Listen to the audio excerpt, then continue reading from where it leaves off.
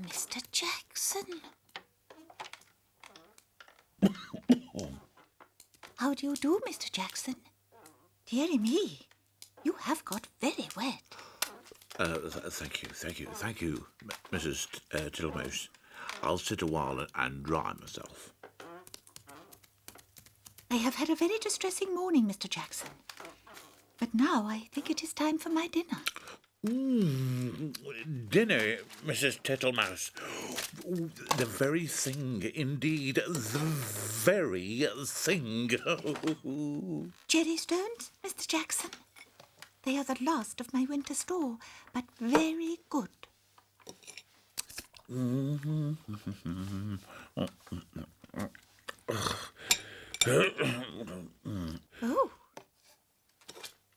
Oh.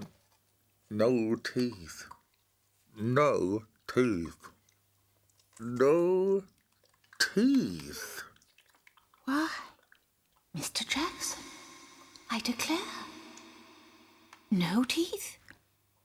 No teeth at all. Thistledown seed, Mr. Jackson. These are very soft. Tiddly widdly widdly. Poof, poof, poof. Mr. Jackson! Thank you, Mrs. Tittlemouse. Now, what I really should like would be a dish of honey. I'm afraid I haven't got any, Mr. Jackson. Tiddly widdly widdly, Mrs. Tittlemouse. I can smell it. That's why I came to call. Really, Mr. Jackson, I have no honey in my cupboards. You are all a puddle, Mr. Jackson. You are dripping dirty water onto my nice, clean floor. Indeed, you will stick fast, Mr. Jackson. Oh, tiddly widdly widdly. No honey. No honey, Mrs. Tittlemouse. Oh, Mr. Jackson. Oh, is it in here, Mrs. Tittlemouse?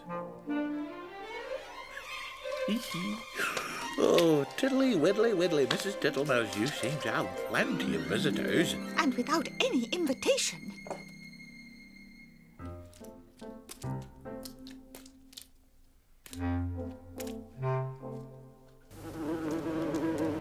Oh, Mr. Jackson, here is Babbity Bob.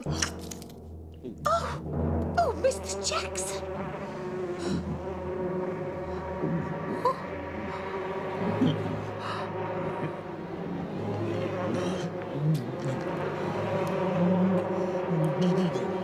Mr. Jackson!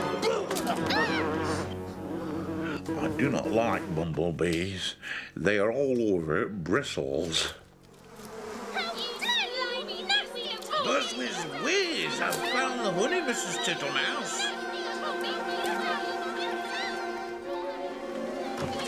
I shall go distracted.